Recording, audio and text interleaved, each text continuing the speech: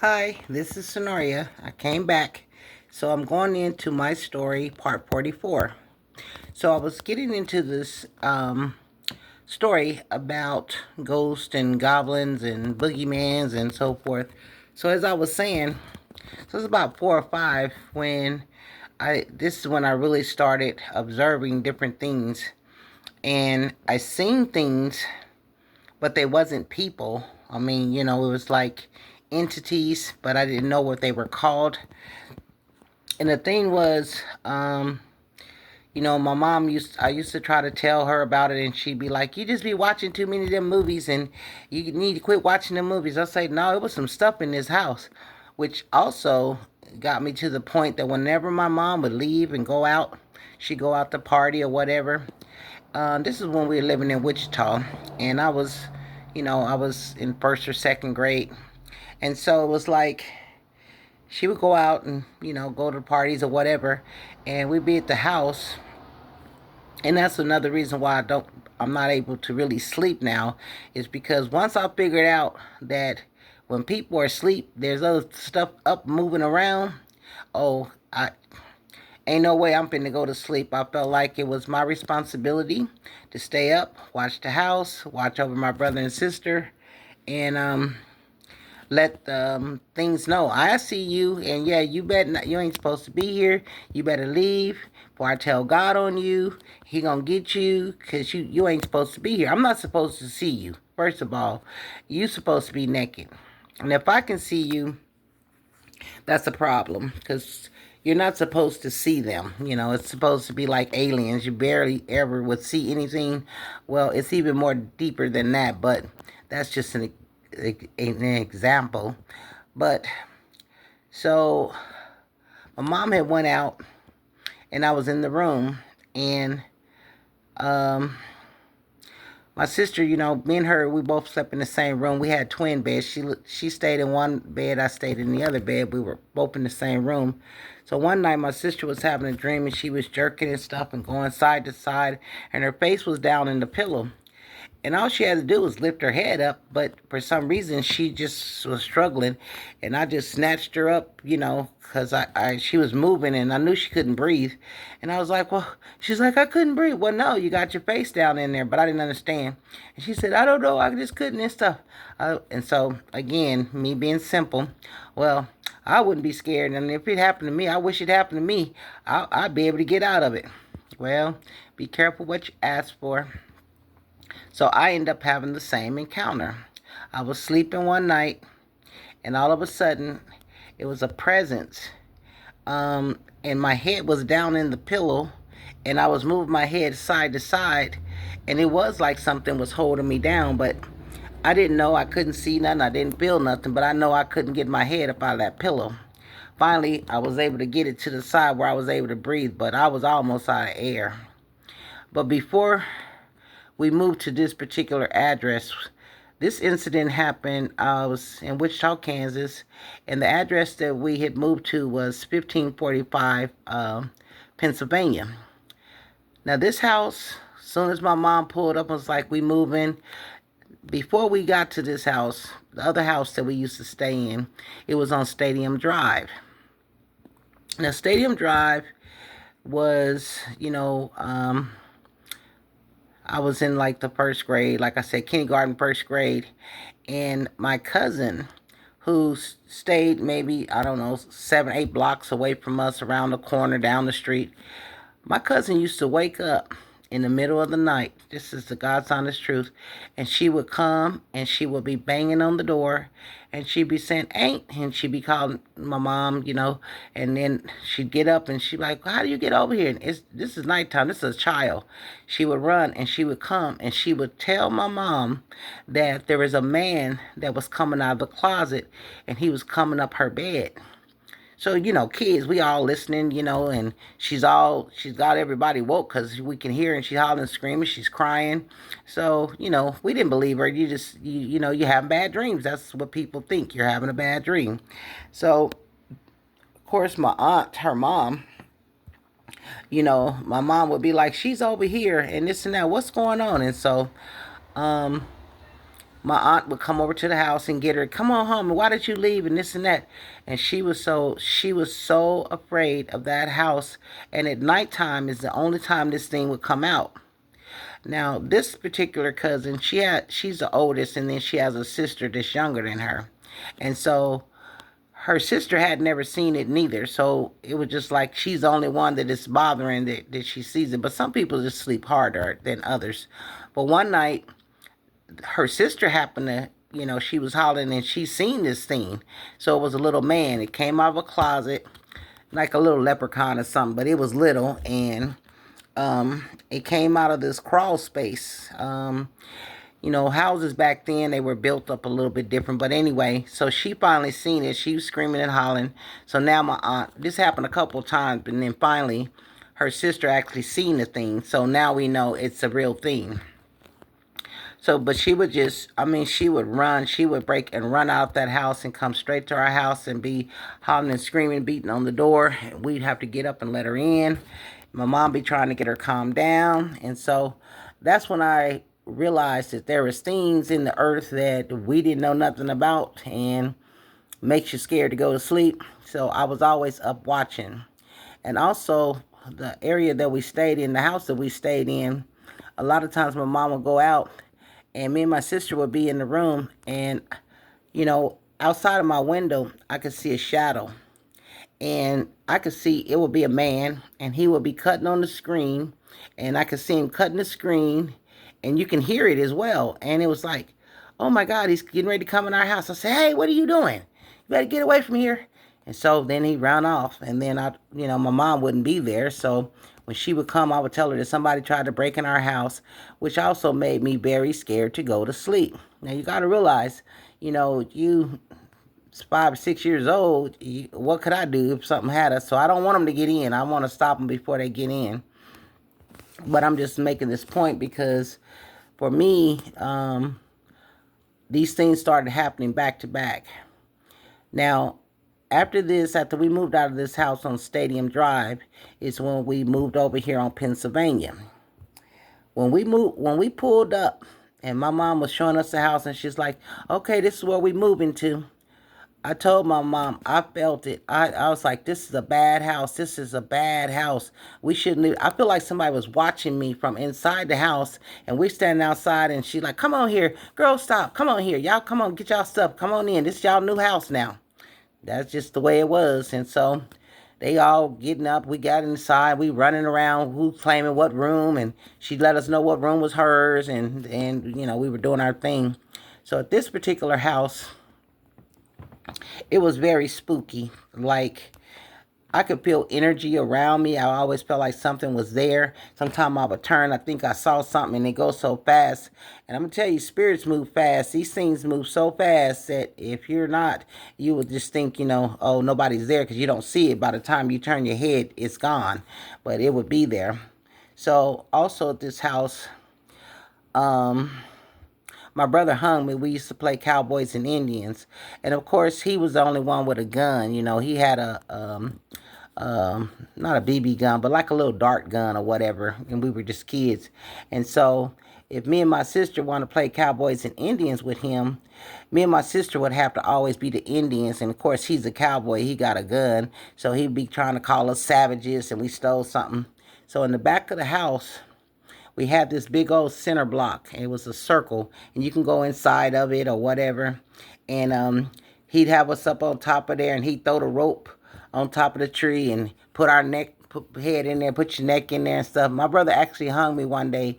He pulled it too short, and I was just dangling. I was just dangling. My sister, cut her down, cut her down. Now, she's not coming outside. I told you she was a little snitch. But she was watching us, and she didn't come out.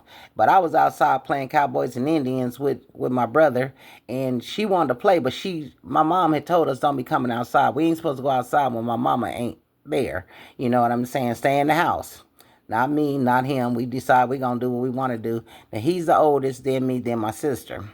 So me and him was out playing and stuff. We know what time she get home, so we be back in the house. Girl, how come he did that? I was swinging from the tree, hang him high. I mean, I was just And I was always a little bony something. I told you I was really sickly because of the kidney problem that I had. And my sister was, she gonna die, she gonna die. She's screaming and hollering. I want to tell her, get a knife, get something, get me down. My brother actually left me hanging, ran in the house, and came back outside, lifted me up, and this mug came outside with a fucking butter knife. Now, hello, I'm choking. The rope was all, when he got it off me finally, you could still see the rope around my neck. I was like, oh my God, they trying to kill me. So he finally ran back in, got a butcher knife, cut me down. So when my mom came home, of course, my sister, being the snitch that she was, he hung her. She almost died. Da da da. So me and him both got our ass whooped, and whatever. So that was that. So we playing the same old game again, but we were inside of the side of the garage. So my mom had another car that was in the garage, and we used to go in there and we used to, throw the rope up there and be playing in there. Got hung again, but I was able to get out of it. He had learned from doing it before that he couldn't tie it too tight. And the reason I'm bringing this house up is because this was when things really got real for me. So at the time, we wasn't going to public school. My mom had us going to a Christian school. So we were like a Catholic school. So we were going to the school, had nuns and all this kind of stuff. They teaching you about the Bible. And my mom was like, y'all not going to be going to public school and stuff. And I didn't like that because, now we got to be bothered with these nuns and they trying to teach you the Bible and you got to learn your lessons and you got to remember these scriptures and all this other stuff. But long story short, one night I was asleep and I told you my mom used to go out. So one night I slept by the window and my sister slept in the other bed across from me. So one night I was sleeping and I heard my name just as plain as day, Snore, Snore. I said, He said, open the window. Now, my mom's never told me to open the window. She said, come and open the door, because I usually have butter knives and butcher knives in the door where she can't get in, and I be didn't fell asleep. But most of the time I stayed woke. When I hear a car pull up, then I grab everything, take all the knives down, throw them in the drawer, and run and get in the bed and pretend like I'm asleep. So, this night, my mom didn't go nowhere, but I didn't even remember. I just was in a deep sleep. So it was like, snore, snore. And I was like, mom. And then open the window. I said, huh? He said, open the window.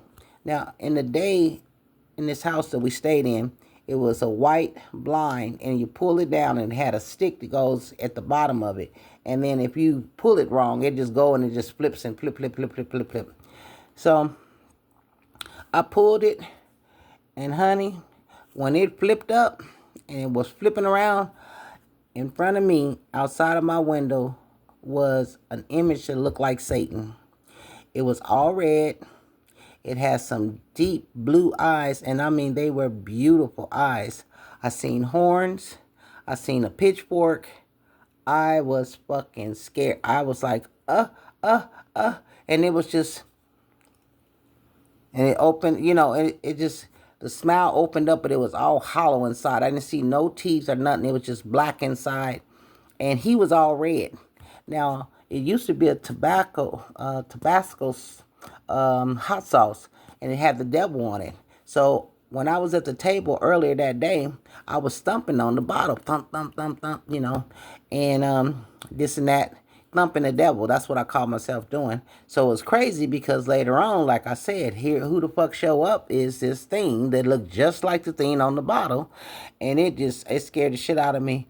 I was like, I finally got to scream out, and my mom, what's going on? She jumped up, came in there. The thing was still rolling at the top because you could pull it a certain way and it would roll, roll, roll, roll, pop, pop, pop, pop, pop, pop, pop, pop. What's going on? And I said, I seen the devil. He came. And she's telling me, you just so bad, you into everything. Take your ass to sleep, whatever. And I mean, that scared, it really scared me. Now, during this time, even though I was going to this Catholic school, there was a store that wasn't too far from there, so my mom would tell us to go. We had a poodle, and she would say, y'all go to the store and get him some food and get this, get that. So my brother being the oldest, she always gave him the money. Now what I would do is I'll go in the store, and while they going to get the items that Mama sent us to get, I would go down the candy aisle. Now I would get the candy. I would wait till it was almost time for us to get ready to go. When they be at the register checking out, I would go out before them and throw the candy on the side of the building on the ground. And then when we come out of the store, I would walk and say, "Oh, and I found some candy." So my mom was like, and they was like, "Yeah, oh, she found some candy." My mom said, "You find candy every time you go. You better not find no candy this time when you go," because my mom knew I was stealing it. I mean, after a while, she didn't know at first, but she caught on like, "No, dude, she ain't finding no candy every time she going in that store." So they was like, "No, she was with us when we came out, and it was over here, and it was on the ground, and she found it." So then they started bumping me out the way, trying to walk down that same way to the end of the store, hoping they gonna find it. But then I got hip to them knowing it, so I started moving it further down, like out in the parking lot, but not at the same part at the end.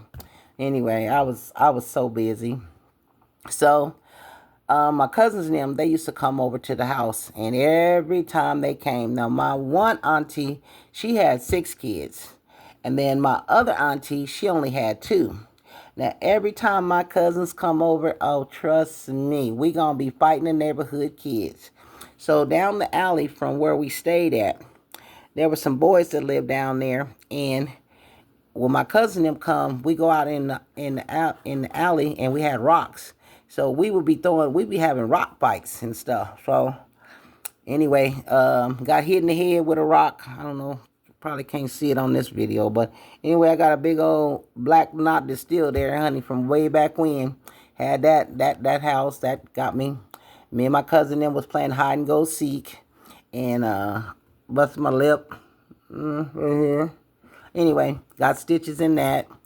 So something was always happening to me. I was always one step away from death. But the reason I was bringing all of this up is because it was a spiritual awakening. This house was so evil. And because I had kidney problems, sometimes I would have to use the bathroom, and I might pee on myself. And so my mom had told them and gave them permission to let me, they have to call my mom, and then my mom would say, "Yeah, she can go home and change her clothes." And so they would have to let me go. And the school was like across the street, catty corner. It was a light, and it was across the street. So our house was, you could look out the house and see the school. So it wasn't that far.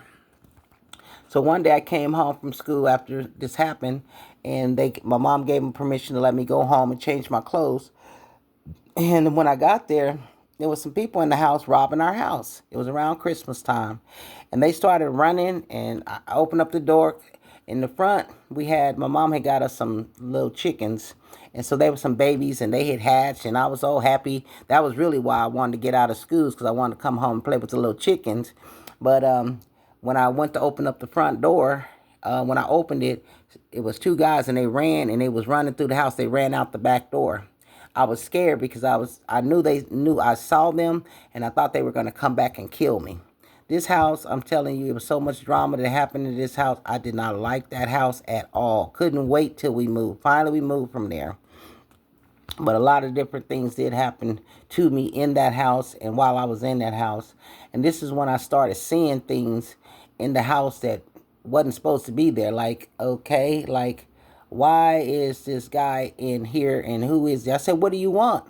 And it's just a spirit. I'm like, for some reason, I wasn't an average kid. It's like, I just knew God would protect me and save me. And I always used to say, "I'll tell God on you, and you better get out of here," and stuff. I was a kid, so I would talk stuff.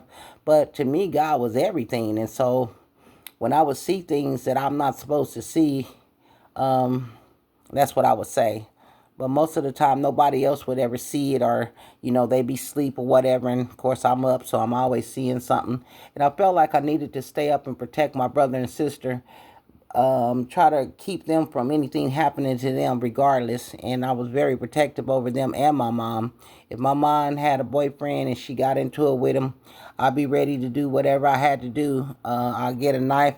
I knew where the gun was in the closet. I knew how to get a chair, get up there and grab it out the shoebox and bring it to my mom. "That's right, baby. That's right. Then they want to know why I'm a pistol packing mama. Yeah, mama, thank you. You helped me, show me the way.